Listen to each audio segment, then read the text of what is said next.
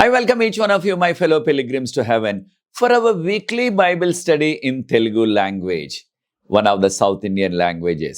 This is the first Sabbath school lesson study in Telugu language for this quarter. Now I will switch over to Telugu language. ప్రియ సోదరి సోదరులారా, మిమ్మల్ని అందరినీ కూడా మన వారపు Bible పఠనానికి ఆహ్వానిస్తున్నాను. ఇది మొదటి సబ్బాతుబడి పాఠం. ఈ త్రిమాసంలో ఇది మొదటి సబ్బాతుబడి పాఠం. మిమ్మల్ని అందరినీ కూడా ప్రేమతో మన యొక్క సబ్బాతుబడి పాఠానికి ఆహ్వానిస్తున్నాను. ప్రభు కృపను బట్టి మనల్ని ఈ జులై నెలలో అడుగుపెట్టే ధన్యత ప్రభు మనకు అనుగ్రహించారు. ప్రభు స్తోత్రాలు చెల్లిస్తున్నాం. మెండైన ఆధ్యాత్మిక శారీరక దీవులు ప్రభు మనకి, మన కుటుంబాలకి, మన సంఘాలకి, మన ప్రాంతాలకి అనుగ్రహించాలని మనం అందరం కూడా ప్రభువుని వేడుకుందాం. ఈ యొక్క త్రిమాసంలో, కొంతమంది దీన్నే త్రైమాసికం అంటున్నారు, ఈ యొక్క 3 నెలల్లో అనగా జూలై, ఆగస్ట్, సెప్టెంబర్లో మనము నిర్గమకాండమును గురించి ధ్యానం చేయబోతున్నాం. నిర్గమకాండంలో ఉన్న ప్రాముఖ్యమైన విషయాలన్నీ కూడా మనం ధ్యానం చేయబోతున్నాం. కనుక మనం అందరం కూడా ప్రార్థనాపూర్వకంగా ఇవన్నీ కూడా నేర్చుకుందాం. నిర్గమకాండం దేని గురించి మనకి చెప్తుంది అంటే, దేవుని యొక్క ప్రజలు దేవుడు వాగ్దానం చేసిన ఆ వాగ్దాన భూమికి ఎలాగా వారు ప్రయాణం చేసి వెళ్ళారు, వారి యొక్క యాత్ర, దేవుని యొక్క వాగ్దాన భూమికి దేవుని యొక్క ప్రజల యొక్క యాత్ర, ఇంగ్లీష్లో జర్నీ అంటున్నాం కదా, దాని గురించి మనం నేర్చుకోబోతున్నాం. ఏ విధంగా వారు వెళ్ళారు, వారికి ఏ విధమైన సహాయాన్ని దేవుడు అనుగ్రహించారు, ఏ విధంగా దేవుణ్ణి వారు అనేక మార్లు మర్చిపోయారు, ఈ విషయాలన్నీ కూడా నేర్చుకోబోతున్నాం. దేని కొరకు? మనం కూడా పరలోకపు కానానికి మన ఆధ్యాత్మిక యాత్ర వెళ్తుంది. ఈ పరలోకపు కానానికి మనం చేసే ఈ యొక్క ఆధ్యాత్మిక యాత్రలో మనకు అనేకమైన ఒడిదుడుకులు వస్తున్నాయి. వాటిని ఎలా ఎదుర్కోవాలా? ఇశ్రాయేలీలు ఏ రీతిగా ఎదుర్కొన్నారు, ఇశ్రాయేలీలు ఏ రీతిగా అనేక మార్లు దేవుని మర్చిపోయారు, ఆ విషయాలు మనం నేర్చుకొని వాటి నుంచి ఆధ్యాత్మిక పాఠాలు నేర్చుకోబోతున్నాం ఈ యొక్క త్రైమాసికంలో, ఈ 3 నెలలు కూడా. ప్రార్థన చేసుకుని మనము మొదటి పాఠంలో కొనసాగుదాం. ప్రార్థన. పరిశుద్ధ ప్రేమ గల మా తండ్రి, మమ్మల్ని, మా కుటుంబాలని, మా సంఘాలని, మా ప్రాంతాలని మీరు ప్రేమించి ఈ జులై నెలలో ప్రవేశపెట్టారు. ఈ త్రిమాసంలో మీ ప్రత్యేకమైన కాపుదల, నడుపుదల, మీ కృప మాకు అనుగ్రహించండి. గత 3 నెలల్లో మా పట్ల, మా కుటుంబాల పట్ల మీరు చూపిన ప్రేమను బట్టి, మాకు అనుగ్రహించిన ఆధ్యాత్మిక శారీరక దీవులను బట్టి మీకు స్తుతులు చెల్లిస్తున్నాం. ఈ 3 నెలల్లో కూడా మీ ప్రత్యేకమైన కాపుదల, నడుపుదల మాకు అందరికీ అనుగ్రహించమని, నిర్గమకాండంలో అనేకమైన ఆధ్యాత్మిక సత్యాలు మేము నేర్చుకుని దాని ద్వారా పరలోకపు కానాన్లో మేమందరం కూడా ప్రవేశించే ఆ ధన్యత మాకు అనుగ్రహించవలసిందని, దీన్ని వీక్షిస్తున్న ప్రతి వ్యక్తిని ఆశీర్వదించండి. అనేక మందికి ప్రభు ఈ వీడియోని అనేక మంది షేర్ చేస్తున్నారు, పంచుతున్నారు. వారందరినీ దీవించండి. నాకు సహకరిస్తున్న ఎవరి బిడ్డలను ఆశీర్వదించండి. మీ ప్రత్యేకమైన కృపాసన్నిధి మాతో ఉంచవలసిందని దీవించమని యేసు ప్రభు వారి పరిశుద్ధమైన నామమును బట్టి ప్రార్థిస్తున్నాను తండ్రి, ఆమేన్. ప్రియ సోదరి సోదరులారా, మన యొక్క మొదటి పాఠం, దానిలోకి ప్రవేశించక ముందు కొన్ని వివరాలు మనం నేర్చుకుందాం. ఈ 3 నెలలు కూడా ఈ నిర్గమకాండంలో ఉన్న పాఠాలన్నీ కూడా ఇంగ్లీష్లో మనకి రాసి తయారు చేసిన వారు జెర్రీ ముష్కాలా. వారి పేరు జెర్రీ ముష్కాలా. ఆయన PhD ఉంది వారికి, కనుక డాక్టర్ జెర్రీ ముష్కాలా. వీరిది రష్యా దేశం, కానీ ప్రస్తుతం వీరు అమెరికాలో ఉన్న మన యొక్క యూనివర్సిటీ, ఆండ్రూస్ యూనివర్సిటీలో పాత నిబంధన పీఠాధ్యక్షులుగా పనిచేస్తున్నారు. డీన్ అంటాం అనమాట ఇంగ్లీష్లో, డీన్ ఆఫ్ అవర్ సెమినరీ. పాత నిబంధన డిపార్ట్మెంట్లో పాత నిబంధన సంబంధించిన అనేకమైన క్లాసులు ఆయన బోధిస్తూ ఉన్నారు మన యొక్క ఆండ్రూస్ యూనివర్సిటీలో, అమెరికాలో. ఇది అమెరికాలో ఉన్న మిషిగన్ రాష్ట్రంలో బేరియన్ స్ప్రింగ్స్ అనే అక్కడ ఉన్నది. దేవుని యొక్క మహాకృపను బట్టి 2 సార్లు అక్కడికి వెళ్ళే అవకాశాన్ని నాకు అనుగ్రహించారు. వీరు కూడా వ్యక్తిగతంగా నాకు తెలుసు. కారణం, వీరు స్పైసర్కి కూడా అనేక మార్లు వచ్చారు. గత సంవత్సరంలో కూడా వచ్చారు. మీలో కూడా కొంతమంది వీరిని కలుసుకుని ఉంటారు. ఇటీవల హైదరాబాదు శివార్లో జరిగిన ఆశీర్వాద సెంటర్లో పాస్టర్ గారికి ట్రైనింగ్ ఇచ్చారు. ఆ ట్రైనింగ్ ప్రోగ్రాం కూడా వీరు వచ్చారు అక్కడ వాక్యం చెప్పడానికి. కనుక జెర్రీ ముష్కాలా గారు ఎంతో ప్రార్థనాపరులు, పాత నిబంధనలో మంచి మేధావి. వారు రాశారు ఈ యొక్క పాఠాలన్నీ కూడా. ఈ మొదటి పాఠానికి అనగా ఈ యొక్క 3 నెలలకు కూడా మనకున్న ఆ యొక్క పాఠ్యాంశం ఏంటంటే, ఈ 3 నెలలకు కూడా ఇది journey to the promise land అనగా వాగ్దాన భూమికి వారు చేసిన ప్రయాణం. మన యొక్క మొదటి పాఠానికి పాఠ్యాంశం ఏమి పెట్టారంటే, ఇది మోషే జననము. మోషే జననము. మోషే జననానికి ముందు వారికి ఎంతో ఆనాటి ఈజిప్ట్ ప్రభుత్వం వారిని చాలా ఇబ్బందులు పెట్టేసింది. వారిని చాలా బాధించారు. ఎవరిని? ఇశ్రాయేలీల్ని.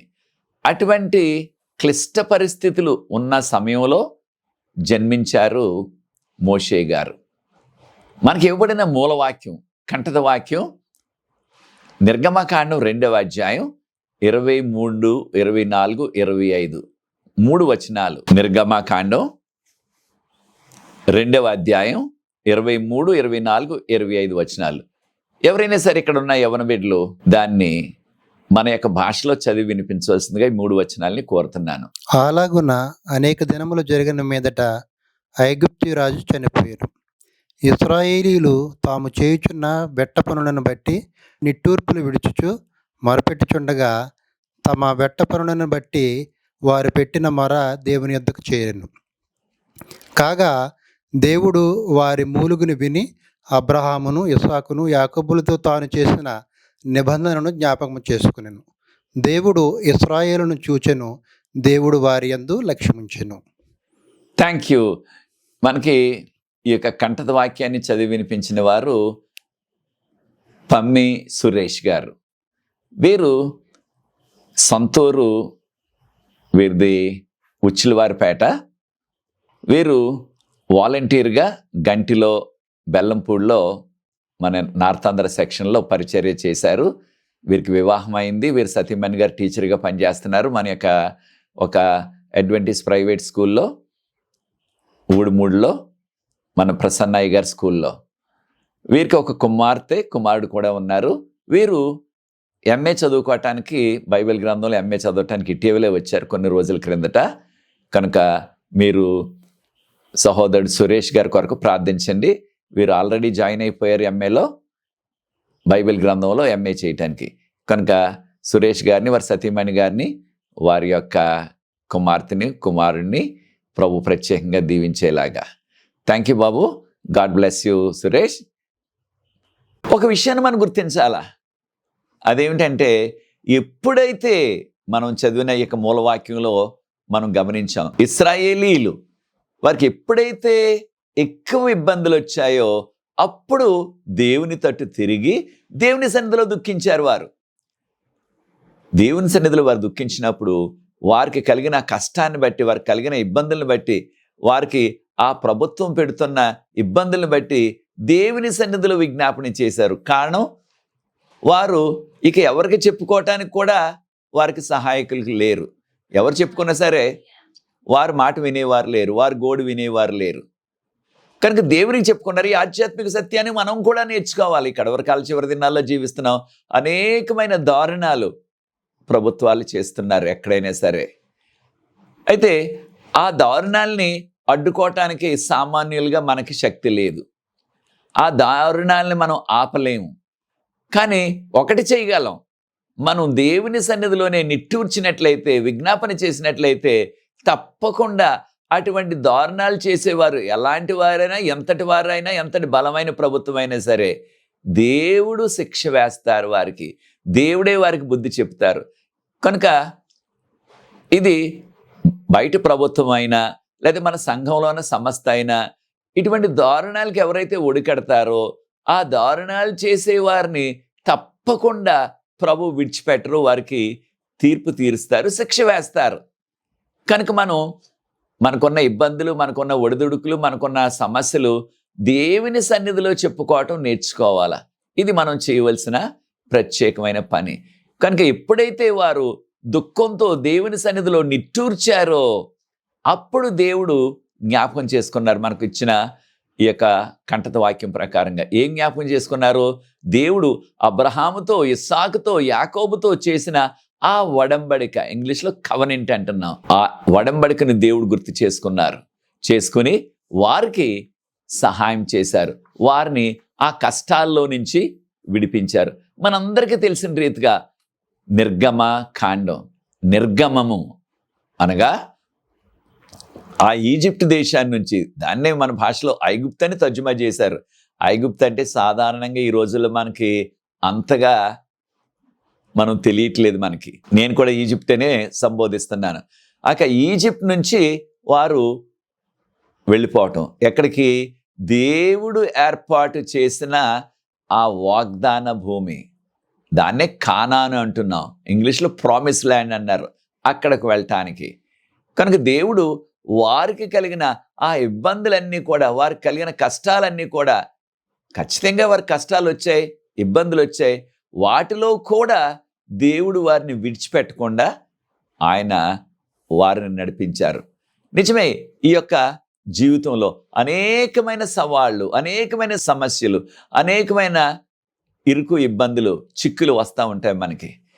దేవుని సన్నిధిలో మన విశ్వాసంతో మొరపెట్టినట్లయితే వాటన్నిటి నుంచి కూడా ఆయన మనల్ని విడిపిస్తారు, మనల్ని ఆశీర్వదిస్తారు. దేవుడు చేసింది అదే కదా.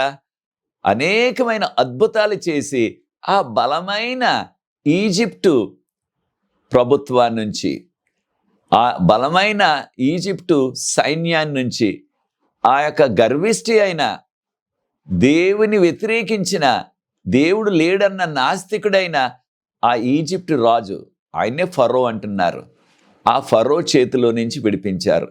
అనగా దేవునికి అసాధ్యమైనది ఏది కూడా లేదు. కనుక దేవునికే చెప్పుకోవాలి మనం మనకున్న సమస్యలన్నీ కూడా. ఈ యొక్క నిర్గమకాండం గ్రంథాన్ని మనం ప్రారంభించినట్లయితే, ఒక్కసారి చదివినట్లయితే, దానిలో మొదటి అధ్యాయంలో అనేకమైన పేర్లు చెప్పబడ్డవి. అవన్నీ కూడా యాకోబు సంతతి, యాకోబు గారు, ఆయనకి దేవుడిచ్చిన 12 మంది కుమారులు, వారి యొక్క సంతతి, వారందరూ కలిసి ఇశ్రాయేలు దేశంలో మహాకరువు వచ్చేసింది. ఆ కరువు వలన వారు ఈజిప్టుకు వెళ్ళిపోయారు. ఈజిప్ట్లో ఎవరిని ఏర్పాటు చేశారు దేవుడు? ఆ కరువు రాకముందే యోసేపును దేవుడు అక్కడికి నడిపించారు. ఆయనకి ఎన్నో సవాళ్ళు వచ్చాయి, ఆ విషయాలు మనం నేర్చుకోబోతున్నాం.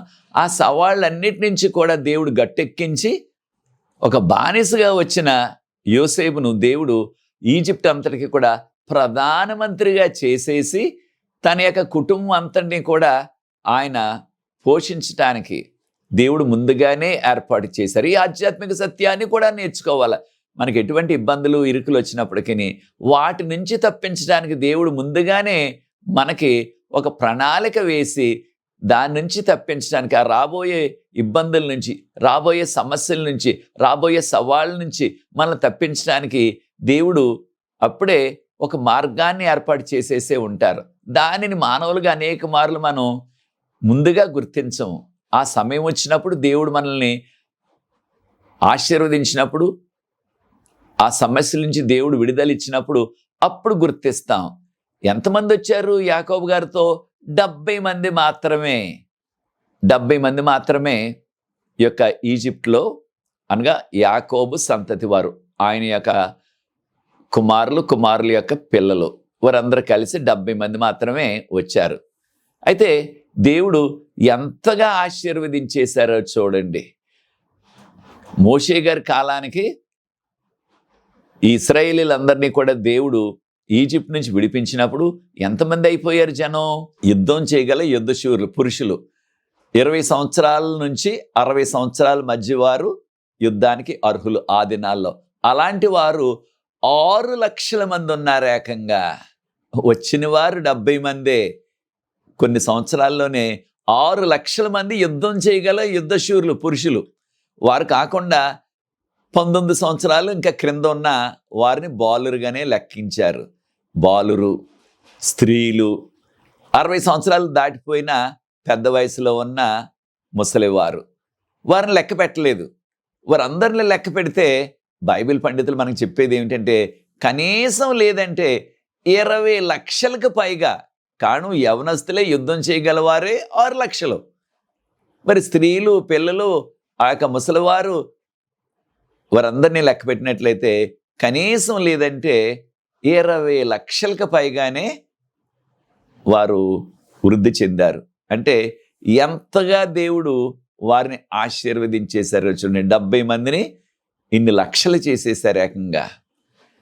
అయితే వీరిని చూచి ఆనాటి ఈజిప్టు ప్రభుత్వం చాలా భయపడిపోయి వారేమనుకున్నారు, వీరు దినదినం కూడా వారి సంఖ్య పెరిగిపోతుంది.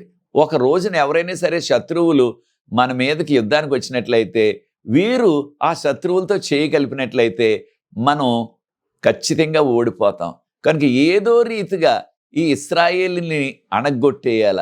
ఈ ఇశ్రాయేలీలు వారు సంఖ్యాపరంగా వారు పెరగకుండా వాళ్ళని చూడాల, వాళ్ళని అణగదొక్కేయాల అని ఒక కుట్ర వారి మనసుల్లో పుట్టించాడు సాతాను. సాతాను ఎప్పుడు కూడా నాయకుల్ని వాడుకుంటాడు, పలుకుబడి గల వారిని వాడుకుంటాడు. ఈ పరిస్థితుల్లో సాతాను ఈజిప్టు రాజుగారిని వాడుకున్నాడు. దేనికి?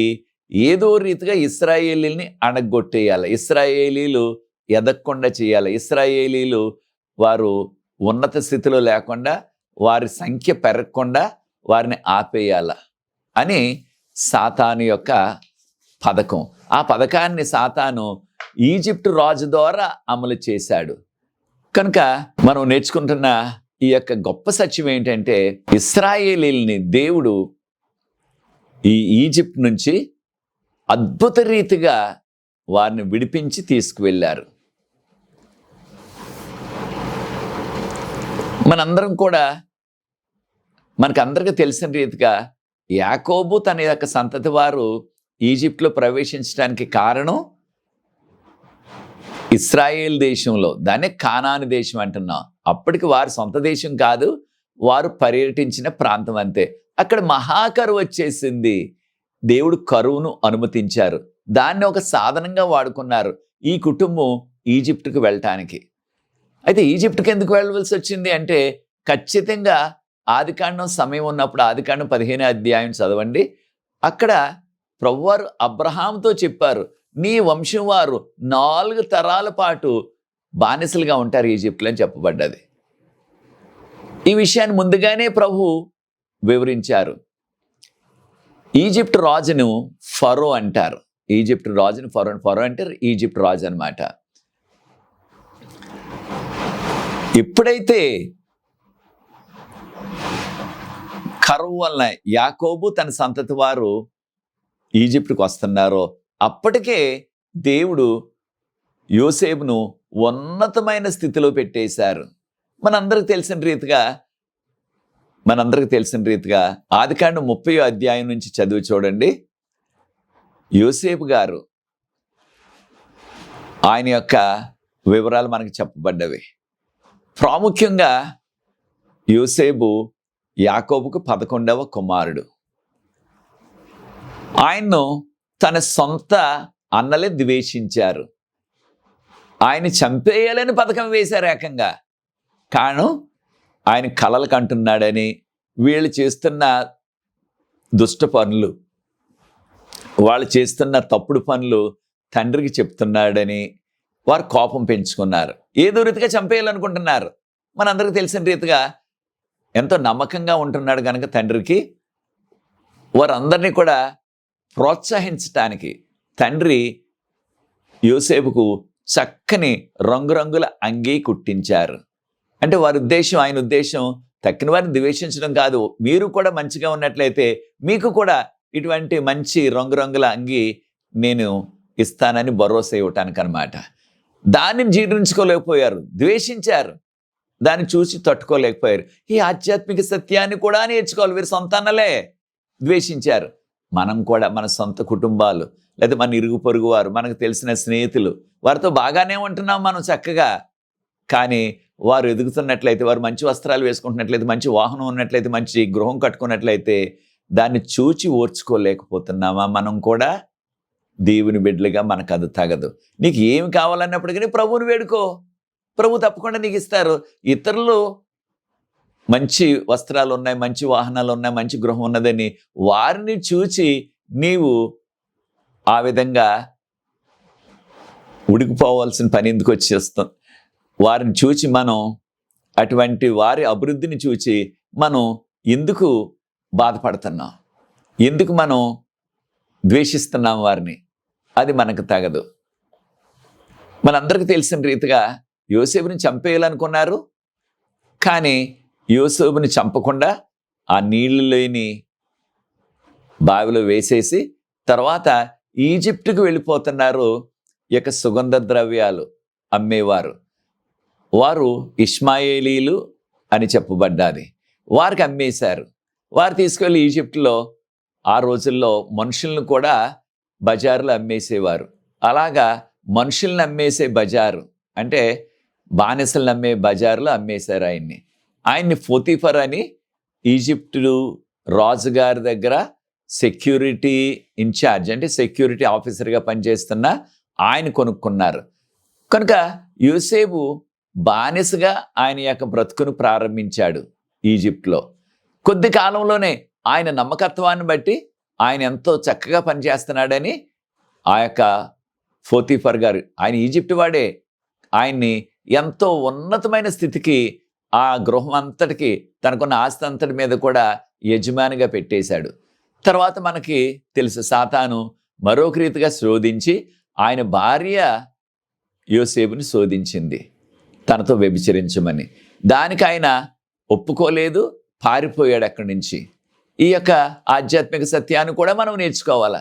మనం కూడా అటువంటి శోధన ఈ కడవరకాల చివరి దినాల్లో కూడా సాతాను అనేక మందిని ఈ రీతిగా శోధనలో పడగొట్టేస్తున్నాడు వ్యభిచారం విషయంలో. దానిలో మనం పడకుండా కారణం మనం వెళ్ళవలసింది పరలోకం. ఆ వ్యభిచారం అనే ఆ ఆనందం క్షణకాలం మాత్రమే, కొద్ది సమయం మాత్రమే. దాని వలన నిత్య జీవాన్ని పోగొట్టుకేసుకుంటాం. ఆయన చెయ్యని నేరానికి ఆయన్ని అన్యాయంగా అక్రమంగా జైల్లో వేయించేశారు. ఆ జైల్లోనే మగ్గిపోయాడు.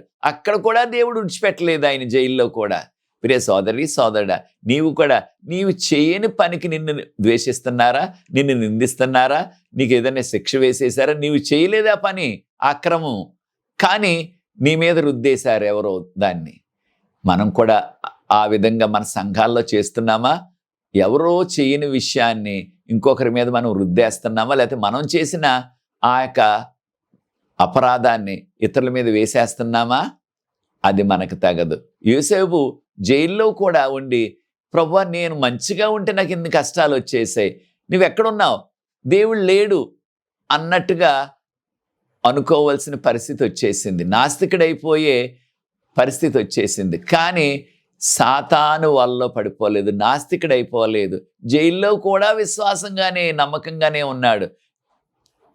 జైల్లో కూడా జైలు అధికారి ఈయనకి చక్కని స్వాతంత్రం ఇచ్చి తాళాలన్నీ ఈయన చేతికే ఇచ్చేశాడు, యోసేపు చేతికి. దేవుడు ఏం చేశారు? యోసేపును ఆ యొక్క జైల్లో నుంచి ప్రధానమంత్రిగా చేసేశారు ఏకంగా. కనుక యాకోబు తన సంతతి వారు ఈజిప్ట్ వచ్చేటప్పటికి అప్పటికి యోసేపు గారు ప్రధానమంత్రి అయిపోయి,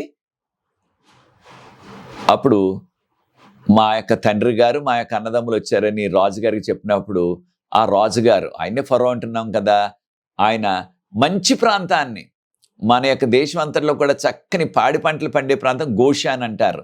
ఆ గోషాన్లో పెట్టి వారికి ఉన్న మందలన్నింటికి సరిపడా పచ్చగడ్డి ఉంటుంది, అక్కడ చక్కని పాడి పంటలు ఉంటాయి, అక్కడ పెట్టి వారిని అన్నారు. వారిని చక్కగా ఆదరించారు రాజుగారు కూడా యోసేపును బట్టి.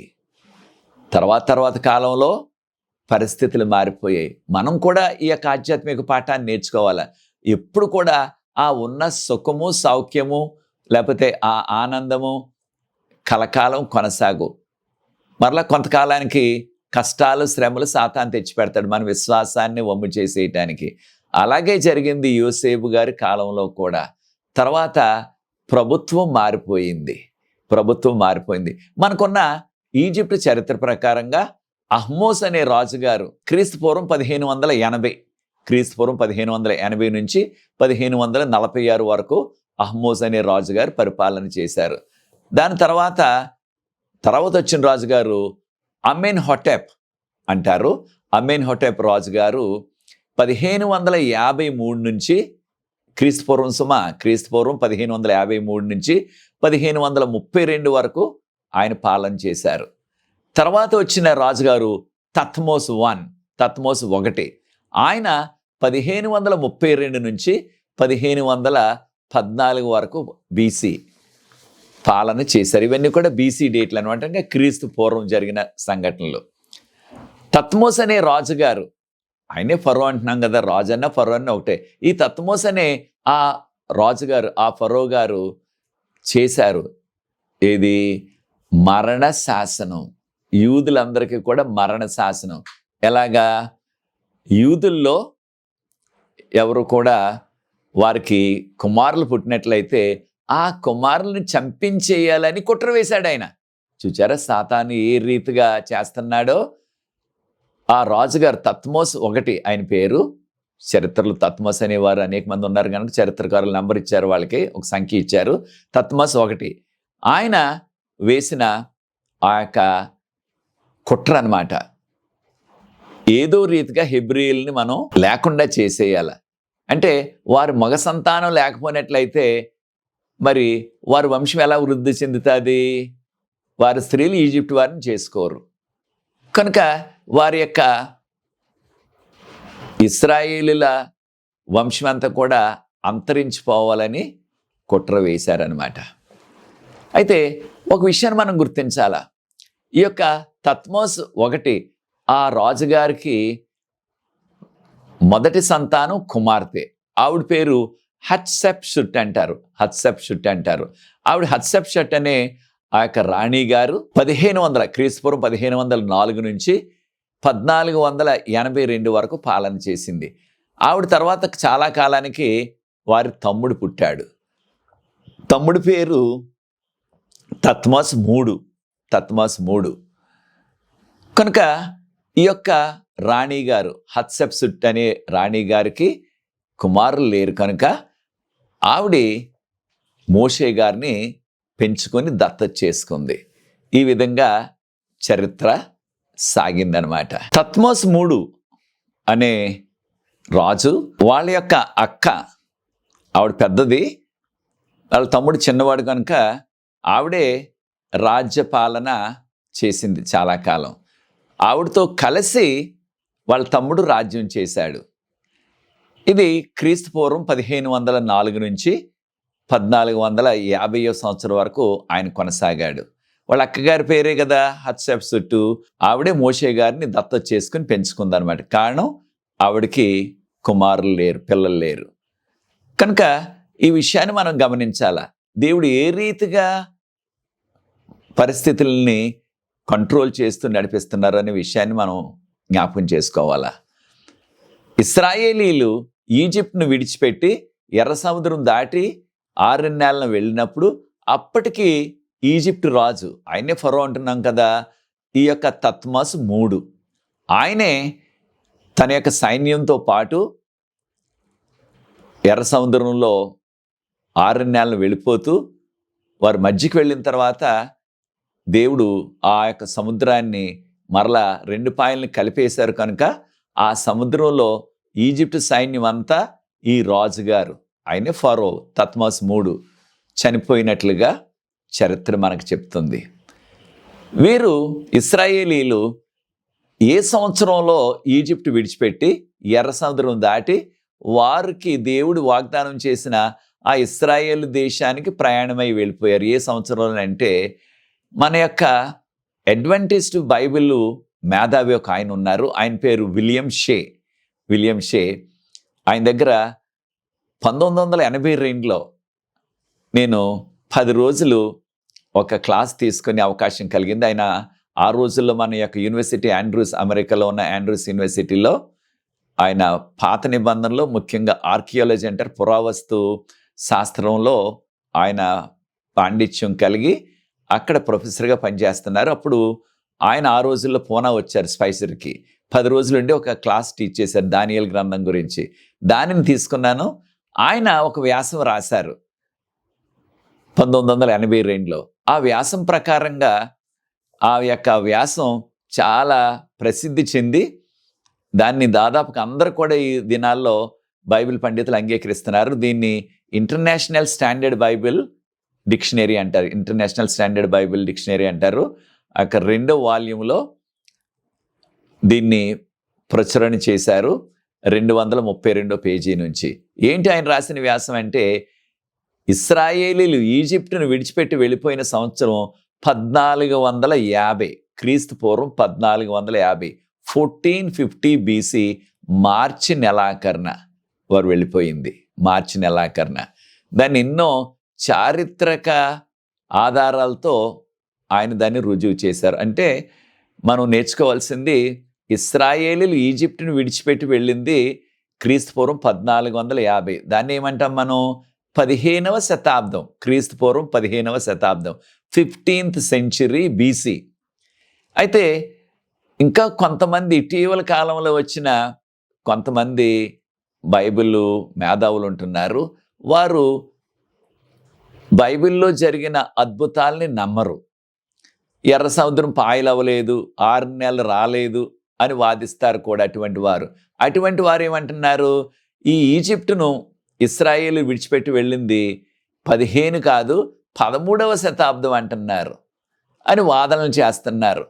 కానీ ఎక్కువ మంది బైబిల్ని ఇది దేవుని వాక్యం ఉన్నట్టుగా జరిగింది, అద్భుతాలు జరిగే, ఎర్ర సముద్రం 2గా పాయలైపోయింది, 6 నెలలు వచ్చింది, దాని మీద నడిచి వెళ్ళారు ఇశ్రాయేలీలు అని నమ్మేవారు మాత్రం ఈ సంఘటన ఇశ్రాయేలీలు ఈజిప్ట్ని విడిచిపెట్టి వెళ్ళిపోయింది క్రీస్తు పూర్వం 1450వ సంవత్సరం అని నమ్ముతున్నారు. నేను కూడా దాన్నే నమ్ముతున్నాను.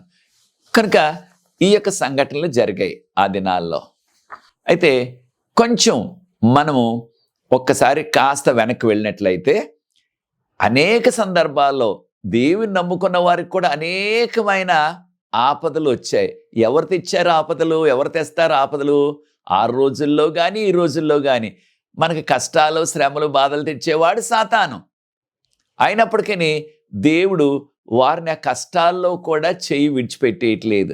ఆ చెయ్యి పట్టుకుని నడిపిస్తూనే ఉన్నారు. అప్పుడు తత్మోస్ 1 రాజుగారు, తత్మోస్ 1 రాజుగారు ఈజిప్టు మంత్రసానులకి ఆయన శాసనం చేశారు. ఏమని? ఎవరైనా సరే ఈ హిబ్రూయుల సంతతిలో, హిబ్రీలు అంటే ఇశ్రాయేలీలు, వారి భాష హిబ్రూ భాష కనుక హిబ్రీలు అంటున్నారు వారిని. వారిలో ఎవరికైనా సరే మగ పిల్లవాడు పుట్టినట్లయితే వాడిని వెంటనే అక్కడే చంపేయండి, వెంటనే చంపేయండి. ఆడపిల్ల అయితే బ్రతికించండి. ఆడపిల్ల పుట్టినట్లయితే మీరు బ్రతకనివ్వండి. మగపిల్లవాడు పుట్టినట్లయితే ఏదో రీతిగా మీరు అక్కడే పురుట్లోనే చంపేయండి అని శాసనం వేశాడు. కానీ ఆ మంత్రసానులు ఇద్దరు కూడా అన్యులైనప్పటికీ, ఈజిప్టు వారైనప్పటికీ దేవునికి భయపడి రాజుగారు చెప్పిన శాసనాన్ని వారు అమలు చేయలేదు. చూడండి, కీర్తన 50వ కీర్తన 15వ వచనం, 50వ కీర్తన 15వ వచనంలో ప్రభువారు అంటున్నారు, నీ యొక్క శ్రమలో నాకు మొర్రపెట్టుము, నేను నిన్ను విడిపిస్తాను. నీకొచ్చిన శ్రమలో నాకు మొర్రపెట్టుము, నేను నిన్ను విడిపిస్తాను. నీవు నన్ను ఘనపరుస్తావు. అనగా మన శ్రమలో దేవునికి మొరపెట్టినట్లయితే దేవుడు మన మొరాలకిస్తారు. అప్పుడు మనం దేవుని మహింపరచాలా, దేవుని కొరకు సాక్ష్యం ఇవ్వాలా. నిర్గమకాండం 1వ అధ్యాయం 9 నుంచి 21 వరకున్న వాక్య భాగంలో మనం గమనించినట్లయితే ఆ ఇద్దరు మంత్రసానులు, ఇంగ్లీష్లో మిడ్ వైఫ్ అంటున్నాం, వారికి రాజుగారు ఇచ్చిన అసలైన శాసనం ఏంటంటే, బాలురు ఎవరు పుట్టినప్పటికీ హిబ్రీలు వారిని చంపేయండి. ఈజిప్ట్ వారిని అలా చేయకూడదు సుమా. మరలా కారణం హిబ్రీలు యొక్క సంతతి పెరగకూడదు అన్నది వారి కుట్ర అన్నమాట. కానీ ఈ మంత్రసానులు అన్యులైనప్పటికీ వారు అలాంటి దుశ్శాసనం చేయటానికి, లేకపోతే అటువంటి అక్రమం, అన్యాయం చేయటానికి వారు మనసొప్పలేదు. ఈ ఆధ్యాత్మిక సత్యాన్ని మనం కూడా నేర్చుకోవాలి. ప్రియ సోదరి సోదరులారా, దేవుని బిడ్డలుగా ఎవరికి కూడా కీడు చేయకూడదు, అన్యాయం చేయకూడదు, అక్రమం చేయకూడదు. మన యొక్క మనస్సాక్షి గద్దిస్తుంది మనల్ని. ఆ అన్యులైనప్పటికీ ఆ దారుణాన్ని చేయటానికి వారు ఒప్పుకోలేదు. రాజుగారు చెప్పినప్పుడు వారు తల ఉంచారు, తల ఊపారు, సరే అయ్యగారు అన్నారంతే. కానీ రాజు చెప్పిన పనిని వారు చేయలేదు.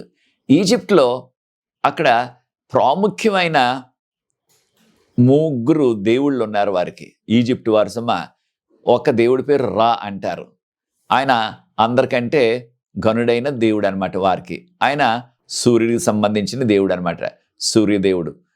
ఆయన పేరు రా అంటారు, RAW.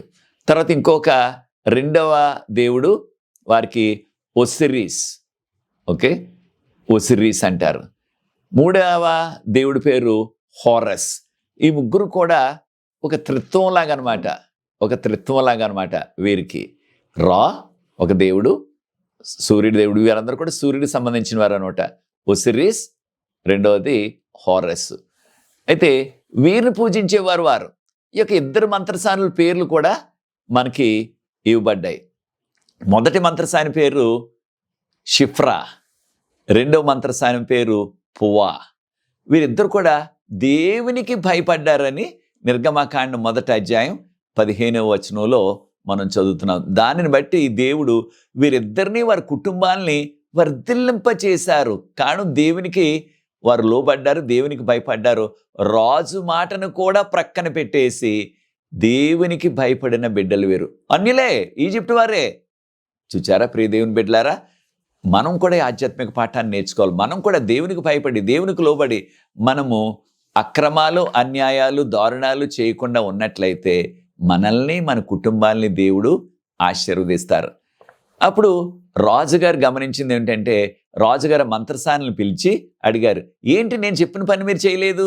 ఆ యొక్క హిబ్రూ పిల్లల్ని మగవారు పుట్టిన వెంటనే చంపేయమన్నాను కదా, నేను ఎక్కడ చూసినప్పటికీ హిబ్రూ బాలురు ఉన్నారు, ఏంటి ఎందుకు జరిగింది ఇలాగనేటప్పటికీ వారు అన్నారు, అయ్యా హిబ్రూ స్త్రీలు మన ఈజిప్ట్ స్త్రీ లాంటి వారు కాదు, వారు చాలా బలమైన వారు.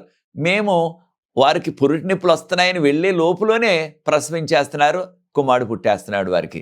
మేము వెళ్ళకముందే జరిగిపోతుంది ఆ కాన్పు, మేము వెళ్ళిన తర్వాత జరిగితే ఒకవేళ మీరు చెప్పినట్టుగానే చేద్దాం అన్నట్టుగా చిన్న సాకు చెప్పారు వాళ్ళు.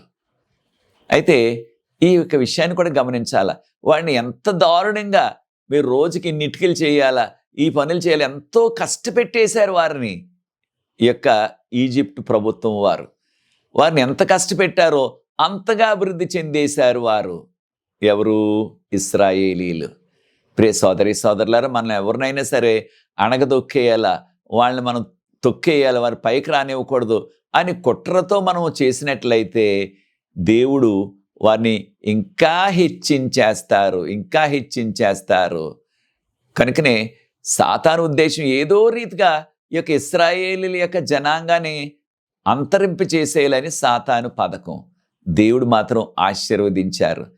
అప్పుడు సాతాను ఈ రాజు ద్వారా వేసిన ఈ కుట్ర జరగలేదు, మంత్రసానం ద్వారా వీళ్ళని చంపించేయటం, బాలుని చంపించేయటం పుట్టగానే జరగలేదు. కనుక రాజుగారు ఇంకొక పథకానికి తెరతీశారు, ఇంకొక కుట్రకు. అదేమిటంటే, ఎవరైనా సరే బాలురు పుట్టినట్లయితే హిబ్రీల సంతతిలో వారిని నైల్ నదిలో వేసేయమన్నారు రాజుగారు. అలా చేయకపోతే వారికి శిక్ష అన్నారు. మరి పుట్టిన బాలురిని ఎలాగ దాచాలా? కనుక పుట్టిన బాలురందరినీ కూడా, బాలికలైతే వేయాల్సిన లేదు, బాలురిని అయితే వేసేయాలన్నమాట. ఈ విధంగా వారు చేశారు. అయితే ఆ యొక్క నైల్ నదిని ఒక దేవతగా పూజించేవారు. ఎవరు? ఈజిప్టు వారు. కనుకనే అక్కడ ఉన్న హపీ అనే ఒక దేవత అన్నమాట. ఆ దేవత ప్రజలకి పిల్లల్ని అనుగ్రహించడం, అనగా వారికి సంతానం కలుగు చేసే దేవత హపీ. ఆ యొక్క హపీకి ఒక సాక్రిఫైస్ అంటే ఒక బలి అర్పణగా వేసేయాలన్నట్టుగా చేశారన్నమాట రాజుగారు. ఈ రీతిగా హెబ్రీల సంతతిని ఆయన నియంత్రించేయాలని ఆయన కుట్ర, సాతాను యొక్క ఆలోచన, సాతాను పథకం ఇది. అయితే తక్కిన వారు కూడా ఈ ఆధ్యాత్మిక సత్యాన్ని మనం నేర్చుకుందాం. మన తక్కిన వారు కూడా మన సంఘంలో, మన సమాజంలో వారు పెరగకుండా, వారు పైకి రాకుండా, వారికి అవకాశాలు రాకుండా నీవు అడ్డుకుంటున్నావా ప్రియ సోదరి సోదరుడా? దేవుని బిడ్డలుగా అలా చేయొద్దు. మనకు ఎలాంటి అవకాశాలు వచ్చాయో, ఒక పాట పాడటానికి, వాక్యం చెప్పడానికి, లేకపోతే ఏదన్నా పరిచర్య చేయటానికి, ఇతరులకు కూడా అటువంటి అవకాశాలు రావాలా? నిర్గమకాండం 2వ అధ్యాయం మొదటి 10 వచనాలు గమనించినట్లయితే, మోషే జన్మించిన కాలంలో చూడండి దేవుడు ఏ రీతిగా తన యొక్క ఏర్పాటును జరిగించారో మనం ఒక్కసారి గమనించాలా. ఈజిప్టును పరిపాలించిన ఆ యొక్క రాజ్య కుటుంబాల్లో 18 ఉన్నాయి. 18వ ఆ రాజ కుటుంబం, దీన్ని ఇంగ్లీష్లో డైనాసిటీ అంటారు. అంటే ఆ యొక్క రాజ సంస్థానాలు అన్నమాట. వారు పరిపాలించారు. ఆ కాలంలోనే మోషే బాలుడిగా మోషే జన్మించాడు. అయితే అప్పటికే మరి సాతాను ఈ యొక్క కుట్రను రాజు ద్వారా జరిగించి, రాజుగారి ద్వారా ఒక శాసనం చేయించేసి, బాలురు ఎవరు పుట్టినప్పటికీ హెబ్రీల సంతతిలో వారిని నైల్ నదిలో వేసేయమన్నారు. మరి అలా చేయాలి కదా, చేయకపోతే వారికి శిక్ష పడిపోతుంది. అంటే మోషే పుట్టే కాలానికి సాతాను చాలా యాక్టివ్గా ఉండి, చాలా చురుగ్గా ఉండి హెబ్రీలందరినీ కూడా హతం చేసేయాలని పథకం వేశాడు. ఇదే పరిస్థితి కడవరి కాల చివరి దినాల్లో కూడా ఏదో రీతిగా సాతాను పాలకులను చేతిలో పెట్టుకుని విశ్వాసుల్ని హతం చేసేయాల. బైబిల్ గ్రంథం చదివేవారిని, 10 ఆజ్ఞలు పాటించేవారిని ఏదో రీతిగా అంతం చేసేయాలన్నది చేస్తూ మరణ శాసనాన్ని తెస్తాడనమాట. కనుక ఇక్కడ మరణ శాసనం రాజు ద్వారా సాతాను రప్పించాడు. అయితే మనందరికీ తెలిసిన రీతిగా మోషే యొక్క తల్లిదండ్రులు, తండ్రి పేరు అమ్రాము, తల్లి పేరు యాకోబెత్తు, వీరు లేవీయులు. ఆ కుమారుడు పుట్టినప్పుడు ఎంతో అందంగా ఉన్నాడు, చిన్నవాడు బాలుడు.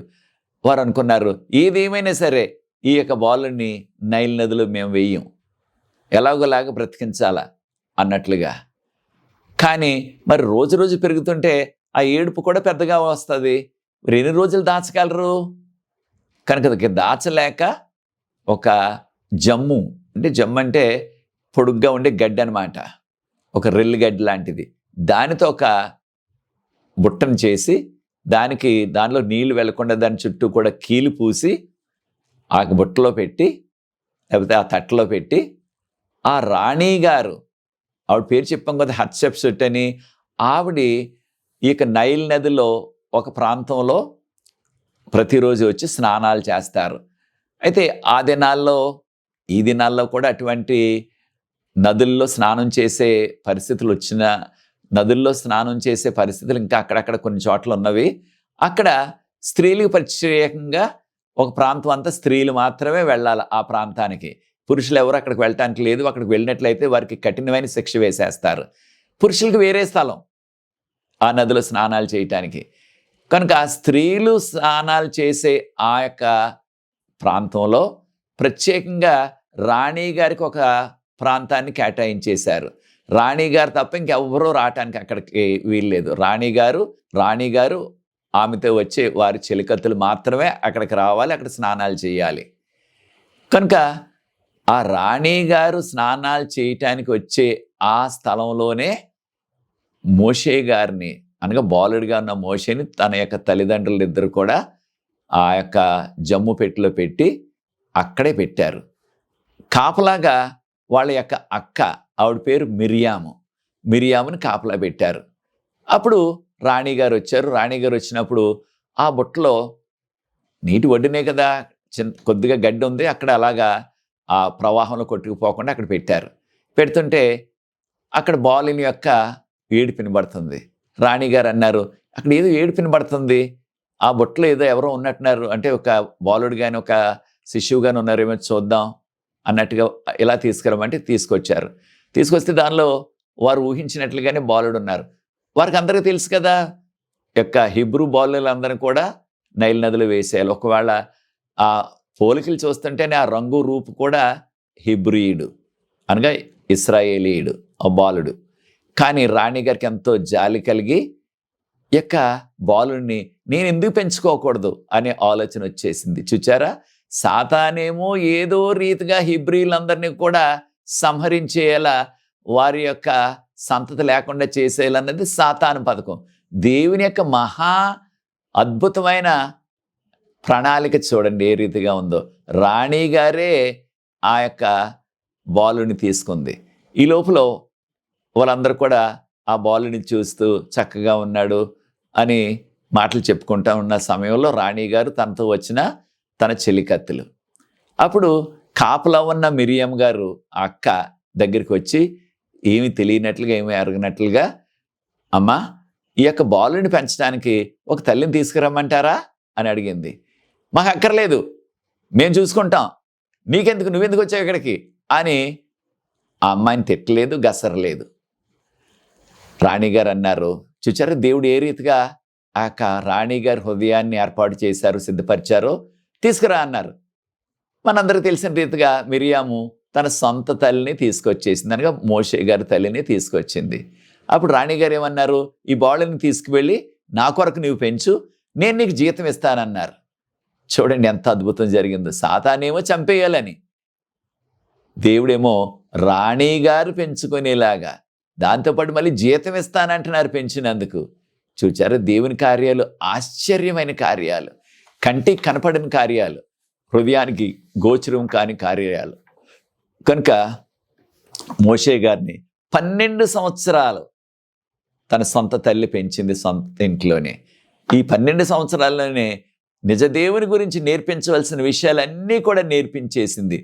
కనుక తన యొక్క వృద్ధాప్యం వచ్చే వరకు కూడా ఆ మార్గంలో నుంచి ఆయన విడిచిపెట్టలేదు, ఆ మార్గంలోనే ఉన్నాడు. కనుక మనకు సామెతల్లో చదువుతాం కదా, బాలుడు నడవలసిన త్రోవను ఆయనకి నేర్పించండి, అప్పుడు పెద్దవాడైనప్పటికీ దానిలో నుంచి తొలగిపోడు. అదే జరిగింది మోషే విషయంలో కూడా.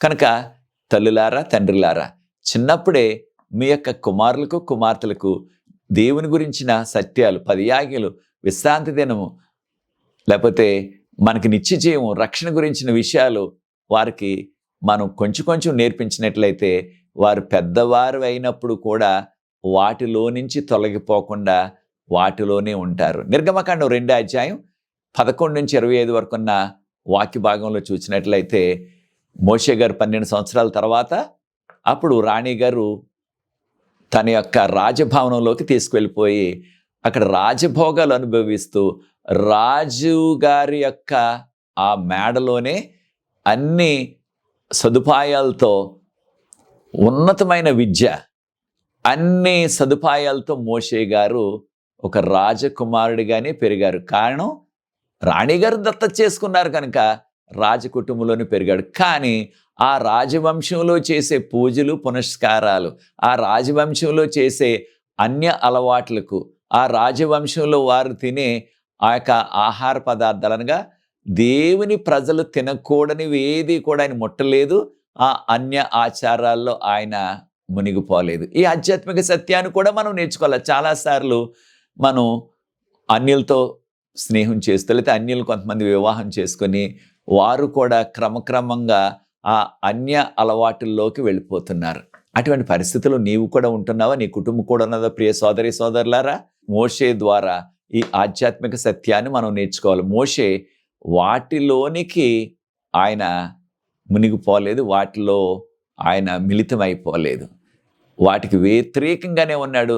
నిజదేవుని యొక్క కుమారుడిగానే ఆ రాణిగారు అన్యురాలైనప్పటికీ, అన్యుల మధ్య జీవిస్తున్నప్పటికీ ఆయన ఆ విశ్వాసాన్ని విడిచిపెట్టలేదు.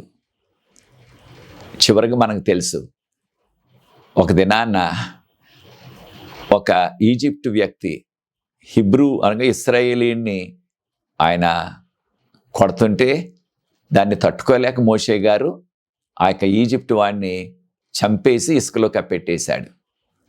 మరుసటి రోజున మరలా వెళ్ళాడు. అప్పుడు ఇద్దరు ఇశ్రాయేలీలే కొట్లాడుకుంటున్నారు. వారిని చూసి ఎందుకు కొట్లాడుకుంటున్నారు అనేటప్పటికీ వాళ్ళు ఒకడన్నాడు, దేనికి మోషే, నిన్ను మా మీద అధిపతిగా ఎవరు పెట్టారు నిన్ను? నన్ను కూడా నిన్న ఈజిప్ట్ వాడిని చంపేసి ఇసుకలో కప్పెట్టేశావు కదా, నన్ను కూడా అలా చంపేద్దారనుకుంటున్నావా అని అనేటప్పటికీ మోషే గారికి చాలా భయం వేసేసింది. ఓహో, నేను చేసిన ఈ యొక్క పొరపాటు అందరికీ తెలిసిపోయింది అనుకుని ఈ లోపల ఈ సంగతి రాజుగారి దాకా వెళ్ళిపోయింది. ఆ రాజుగారు మోషేని ఏదో రీతిగా హతం చేసేయాలి, ఏదో రీతిగా ఈయనలో తప్పు పట్టుకొని ఈయన్ని చంపేయాలన్నది రాజు పథకం. అప్పుడు మోషే గారు అక్కడి నుంచి ఈజిప్ట్ విడిచి పారిపోయారు. ఈజిప్ట్లోనే ఆయన తట్టుకొని ఉన్నట్లయితే తప్పకుండా తల్లి యొక్క పలుకుబడి వలన ఈజిప్ట్ అంతటి కూడా ఫర్ అయిపోయిన ఆయన. మనకి హెబ్రీయులకు రాసిన పత్రిక 11వ అధ్యాయం 23 నుంచి చదివినట్లయితే అల్పకాల పాపభోగములను అనుభవించుట కంటే ఈజిప్ట్లో దేవుని ప్రజలతో శ్రమ అనుభవించడం మేలని ఈజిప్ట్ నుంచి ఆయన పారిపోయి ఎక్కడికి వెళ్ళిపోయారు? అరణ్యంలోకి వెళ్ళిపోయారు. అక్కడ మిద్యానీయులు ఉన్నారు. అక్కడ ఆ మిద్యానీయులు ఆదరించారు ఆయన్ని. అనగా 40 సంవత్సరాలు ఈజిప్ట్లో అన్ని రాజభోగాలు అనుభవించి రాజు అవటానికి ఇక దగ్గరికి వచ్చేసింది, పట్టాభిషేకం చేయటానికి. తల్లి చెప్పింది అనేక సందర్భాల్లో వివాహం చేసేసుకోవని, ఆ రాజవంశీయుల్ని చేసుకోవటానికి ఏర్పాటు చేసినప్పటికీ అన్యుల్ని చేసుకోవటానికి ఆయన ఒప్పుకోలేదు. ఈ ఆధ్యాత్మిక పాఠాన్ని కూడా యవనస్తులు నేర్చుకోవాలా. అన్యుల్ని చేసుకోవటానికి మొగ్గు చూపలేదు మోషే గారు, అలాగే ఉండిపోయాడు. తర్వాత ఎవరిని చేసుకున్నాడు? మిద్యానీయులు. మిద్యానీయులు ఎవరు? అబ్రహాము కుమారుడు యొక్క సంతానం.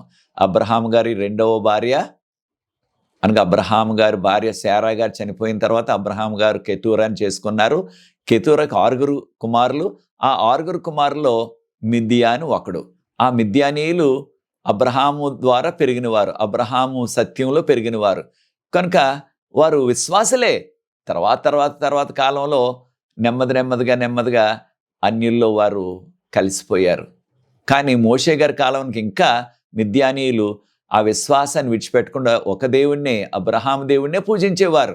కనుక వారందరికీ కూడా ఈయన యత్రో అంటాం, ఇంగ్లీష్లో జత్రో అంటారు, ఆయన ప్రధాన యాజకుడు.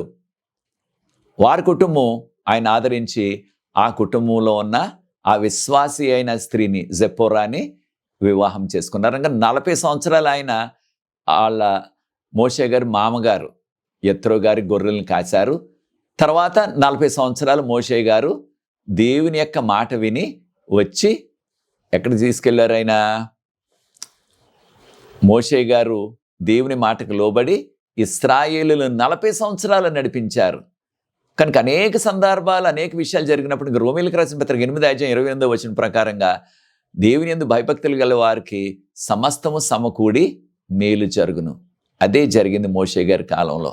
కనుక అనేక విషయాలు మనం క్లుప్తంగా నేర్చుకోగలిగాం కొద్ది నిమిషాల్లో. రాబోయే పాఠాల్లో ఎక్కువ వివరాలు మనం ఒకటి నేర్చుకుందాం. ప్రభు మనల్ని దీవిస్తారు. దీన్ని బట్టి మనం నేర్చుకుంటున్నది ఏమిటంటే, మనకి ఎన్ని కష్టాలు, శ్రమలు, బాధలు సాతాను తెచ్చిపెట్టినప్పటికీ ఏ రీతిగా మనల్ని అణగొట్టేయాలా, ఏదో రీతిగా మనల్ని అంతమొందించేయాలని సాతాను ప్రయత్నాలు, పథకాలు వేసినప్పటికీ మనం నమ్మకంగా జీవించినట్లయితే వాటన్నిటి నుంచి కూడా దేవుడు తప్పిస్తారు. కనుకనే నీతిమంతులకు కలుగు ఆపదలు అనేకములు, వాటన్నిటి నుంచి ఆయన వారిని విడిపించును అని చెప్పబడ్డది 34వ కీర్తనలో. కనుక ప్రియ సోదరి సోదరులారా, మనము ప్రభు తట్టు తిరిగి విశ్వాసంతో మనం జీవిద్దాం. ప్రభు త్వరగా వస్తున్నారు. మన యొక్క ప్రయాణం ఎక్కడికి? పరలోకపు కానానికి.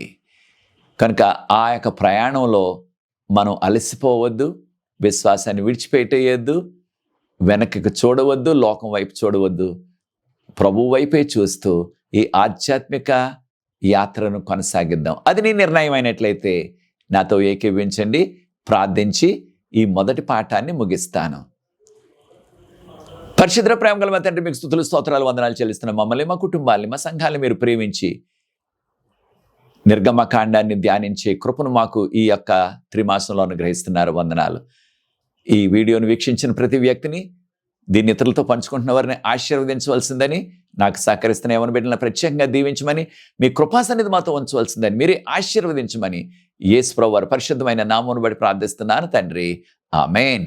ప్రియ సోదరి సోదరులారా, నా కొరకు ఈ యొక్క దీన పరిచర్య కొరకు ప్రార్థించండి. దేవుని మహాకృపను బట్టి వచ్చే పాఠంలో మరలా కలుసుకుందాం. God bless you. Thank you.